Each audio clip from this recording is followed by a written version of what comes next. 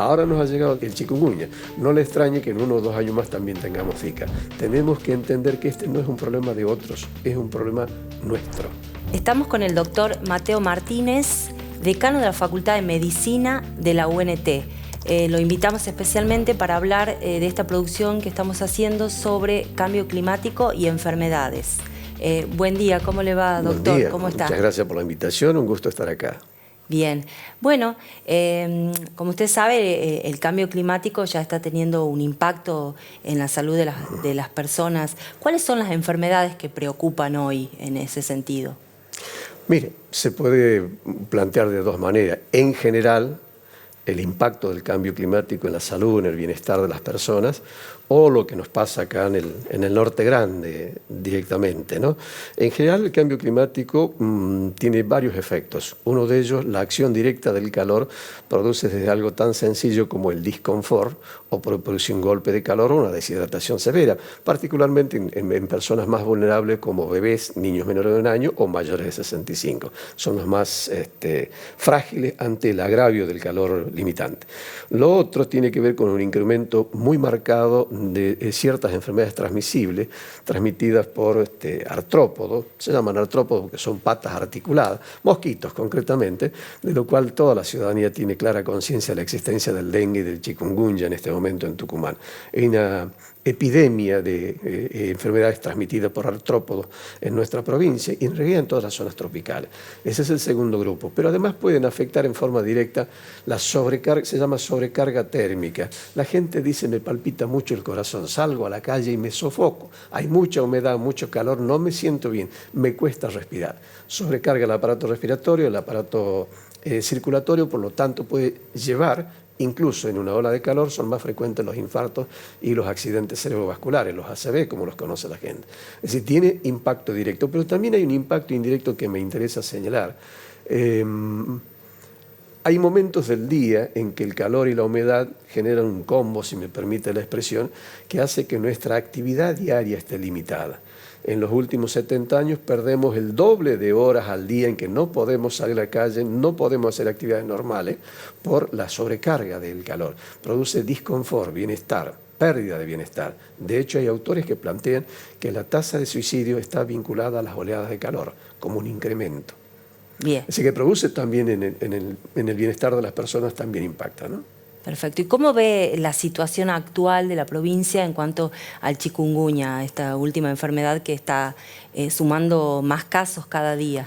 Bueno, era esperable. De hecho, en algún momento con algunos periodistas amigos hablamos de la cuestión, porque el proceso de tropicalización que está sufriendo el Norte Grande lleva a un incremento de las temperaturas, añádale que estamos un incremento importante del parque automotor, una urbanización no controlada, el cambio del uso de la tierra, que eran montes cambiados a producción agrícola, lleva a un aumento muy marcado de vectores. Los vectores son animalitos, si quiere llamarle, en este caso son insectos, son mosquitos concretamente, el Aedes aegypti, así se llama el mosquito, que tienen la posibilidad de transmitir el virus. Virus viene del latín, significa veneno. El virus, algo que no podemos ver, es un microbio, pero que nos enferma. Puede transmitir el virus del dengue, el virus del Zika y del chikungunya. Ahora nos ha llegado el Zika, no le extrañe que en 1 o 2 años más, el chikungunya, no le extrañe que en 1 o 2 años más también tengamos Zika, porque son todos productos del mismo fenómeno, que es un incremento de las temperaturas medias en el Norte Grande, con todos estos fenómenos de incremento de enfermedades transmitidas por artrópodos. Bien, y es preocupante lo que está ocurriendo, lo que va a ocurrir en el futuro. Sí, mire, yo creo que es preocupante porque, por un lado, hay gente que sufre, produce disconfort. Por otro lado, el dengue puede ser un dengue simplemente febril o dar un cuadro hemorrágico, incluso un shock hemorrágico, y puede matar. El chikungunya, por el momento, aparece como algo más liviano, en el cual hay manchitas, un poco de fiebre, un cuadro como si fuera gripal. Pero, por ejemplo, el Zika, la tercera epidemia, Brasil ya tuvo una triple epidemia por esos 3 virus, Zika, dengue y chikungunya. Aparte de producir algunos problemas de no se pueden mover las piernas, se llama síndrome de Guillain-Barré, está involucrado también en alteraciones en los fetos de las mamás embarazadas. Es más severo el efecto. estudio discutido, pero en realidad son enfermedades que es mejor no tenerlas, pero además están revelando en sí mismas un deterioro global de la calidad de vida y del bienestar de las personas. Bien, si usted tuviera que proyectar el futuro sanitario del NOA, ¿cómo piensa que van a ser los próximos 10 años? Mire, y no sé cuánto podemos hacer los ciudadanos y los gobiernos. Quiero hacer esa aclaración porque el proceso de cambio climático depende de iniciativas globales. Está bien, yo puedo hacer mi parte de juntarme con un amigo, ir en el ómnibus, los dos en el mismo auto para no ir dos autos distintos. Hay cosas que yo la puedo hacer desde el punto de vista personal, pero hace falta una acción global. Esto va a ir creciendo el proceso de tropicalización del norte grande. Quiero recordarle a los ciudadanos que uno piensa en el Ecuador o piensa por ahí pasa el Ecuador, pero el trópico de Capricornio pasa a 300 kilómetros de acá, al norte, en Salta. Nosotros estábamos en una zona subtropical y nos estamos transformando en zona tropical y esto va a durar decenas, si no cientos de años, aún cambiando las conductas globales. Por lo tanto, en nuestra provincia, en nuestra región, 5,5 millones de habitantes del noroeste argentino, vamos a seguir teniendo enfermedades transmisibles por artrópodos, incluyendo aumentos y cambio de perfil. El dengue empezó haciendo una pequeña epidemia cada 5 años, hace 30 años atrás. Luego pasó epidemia anual, ahora se llama endemia porque está todo el año redondo, con pequeños picos cada tanto. Va a pasar con el chikungunya, se va a incorporar el Zika y bueno, el gran fantasma que yo siempre temo es el de la fiebre amarilla. Hay que recordar ¿Por qué? Sí. Y tiene una alta mortalidad. Hay vacuna para la fiebre amarilla, pero ahí viene otro problema que también tenemos en el norte. La mitad de la población no llega a fin de mes. Nos vamos a poder vacunar a algunas personas que podamos tener acceso a la vacuna. Esa vacuna no está incluida, ¿no? No, todavía no está incluida en el calendario obligatorio. En algún momento, porque ya estamos tropicalizándonos y vamos a tener que pensar que así como en el sur de Brasil, los que han podido viajar tienen que vacunarse contra la fiebre amarilla. Ahora, para vivir en Tucumán hay que pensar si no nos tenemos que vacunar a fiebre amarilla. Entonces vamos a tener incremento de las enfermedades transmisibles, ciclos que alterna sequía con inundación. La inundación trae problemas de agua potable, la sequía trae problemas de la alimentación porque hay caída de la producción en los cultivos, incremento relativo de los precios y yo abro la heladera y no tengo nada, pérdida de la seguridad alimentaria. En una palabra, el proceso de tropicalización impacta directamente en las personas y se va transformando ya no en un problema de los médicos, sino en un problema de los políticos. Hay que ver ya no solamente cuántos casos han aparecido esta semana de chikungunya, de lo cual se ocupa el Ministerio de Salud y lo hace bien, sino el problema de fondo, que son los cambios en el modo de explotar la tierra, en el modo de diagramar las ciudades, en el modo de quemar combustibles fósiles. Uno de los grandes problemas que tenemos es el mayor problema, el mayor productor del cambio climático es ese. La historia de la Tierra narra muchos cambios climáticos, pero este probablemente sea el primero provocado por el hombre. Por eso es tan intenso, tan rápido y tan preocupante y además lo podemos corregir si corregimos nuestras conductas. Y en ese sentido, ¿qué está pasando en Tucumán? ¿O qué cosas pueden ver los políticos para decir, bueno, a ver, freno la tala de árboles, freno la contaminación? ¿Qué se puede hacer desde acá? Y yo diría 2 o 3 cosas. Vi con alegría el foro de estos días, en el cual casi un centenar de intendentes del país se reúnen en la ciudad de Tucumán para discutir el accionar frente al cambio climático.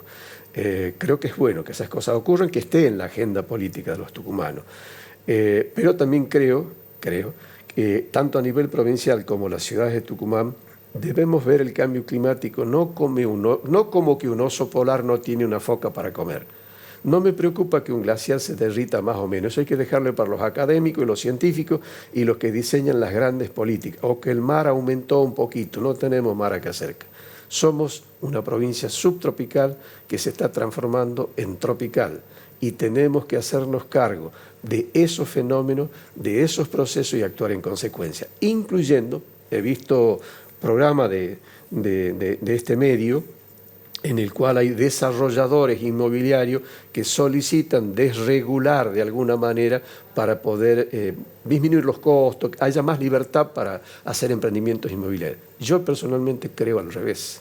Hay que regularlo. Uno de los problemas que tiene la ciudad, el Gran San Miguel de Tucumán, la provincia de Tucumán, es la urbanización no controlada. Ahí está el rol del Estado. Yo creo que los políticos y perdón, con mucho respeto, y esto es una prueba de eso, y los medios de comunicación y la academia, podemos hablar también de lo que hace la Facultad de Medicina, tenemos que entender que este no es un problema de otros, es un problema nuestro.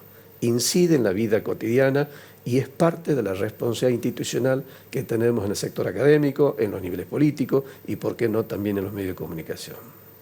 Bien, ¿cuáles son los desafíos que tiene tanto la población, el Estado, las universidades, la salud pública, digamos, para este escenario que se viene? Y la salud pública seguirá preparándose para afrontar las consecuencias del cambio climático. Por ejemplo, capacitar a sus cuadros profesionales para abordar problemas, enfermedades tropicales. Antes, 100 años atrás, el Instituto de Medicina Tropical de Londres era porque los ingleses siempre han sido colonialistas, para que los médicos británicos que acompañaban a sus legiones de invasores y que venían a las zonas tropicales entendieran las enfermedades. Hoy son nuestros propios médicos del CAPS o del hospital que tienen que entender cada vez mejor los médicos, las enfermedades tropicales.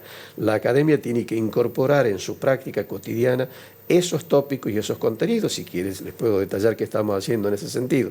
Pero sigo creyendo que en los más altos niveles de decisión, tanto institucional como gubernamental, nos tenemos que hacer cargo del intenso proceso. Está marcando la agenda política. Usted y yo probablemente antes de salir hemos visto el tiempo, si llovía, no llovía, qué temperatura hacía.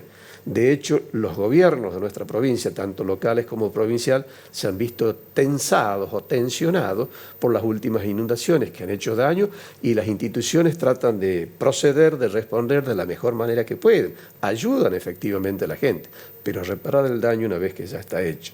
En la medida en que podamos abordar las causas y no las consecuencias, mire el ejemplo de Misiones. Misiones creó un Ministerio de Cambio Climático. Interesante, porque es una respuesta del gobierno de la provincia a cómo puede abordar estos problemas.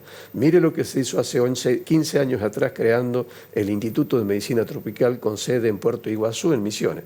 Lamentablemente cerrado el año pasado por el gobierno nacional. Bueno, no vamos a hablar del gobierno nacional y lo que está haciendo con la salud de las personas.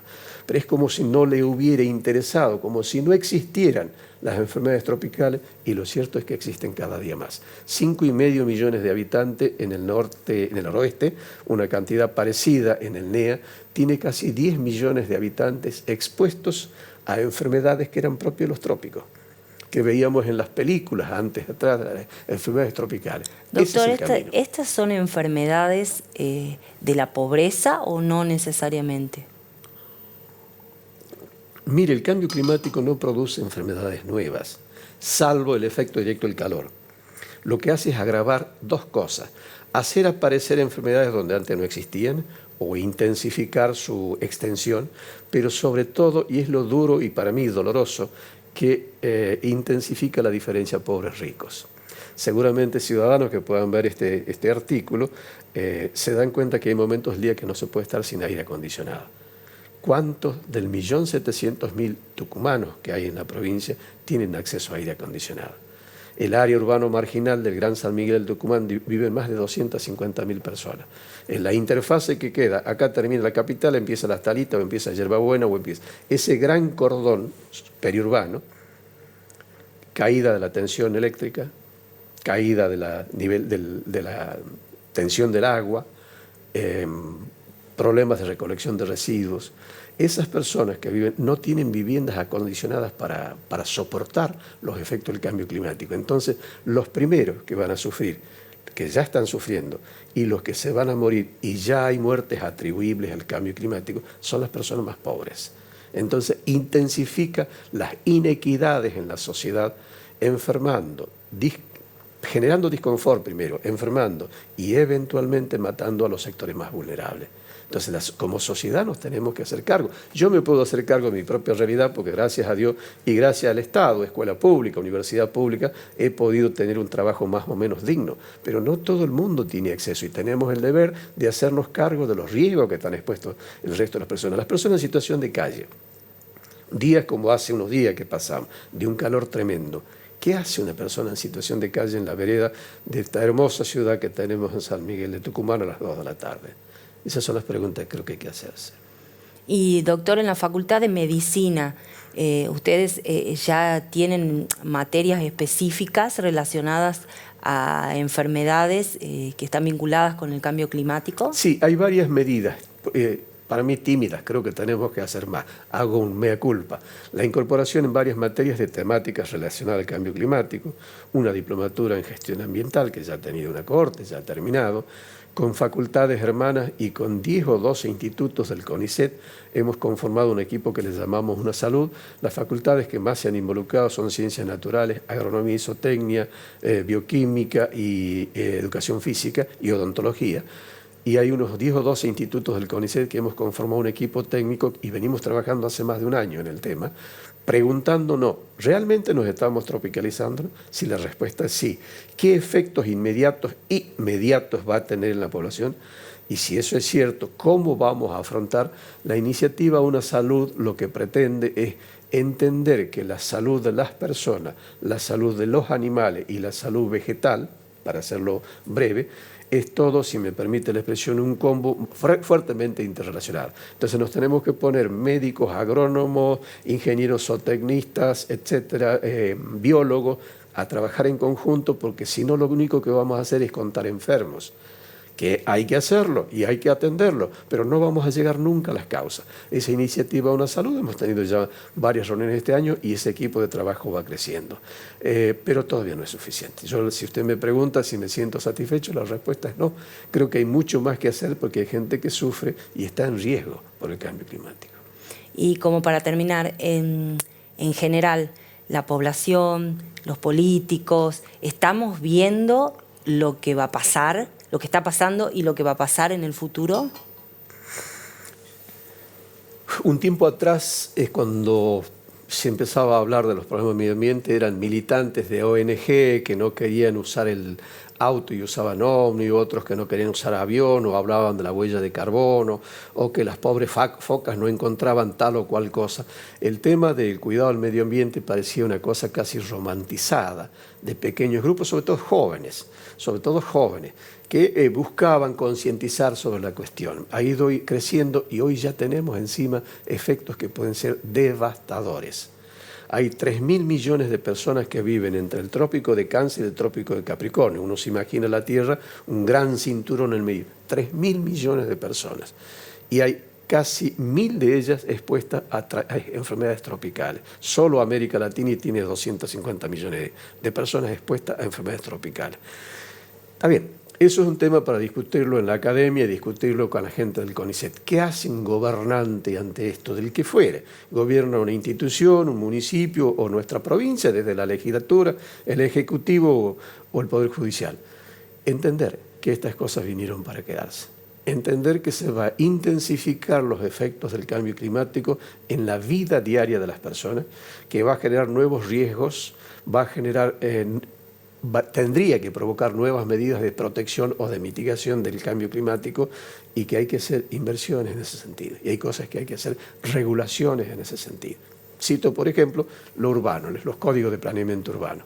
Muchísimo por hacer, pero lo más importante es tomar conciencia que ya no es una concepción teórica, ya no es un sueño de jóvenes soñadores y romantizados, sino es una dura realidad que tenemos encima.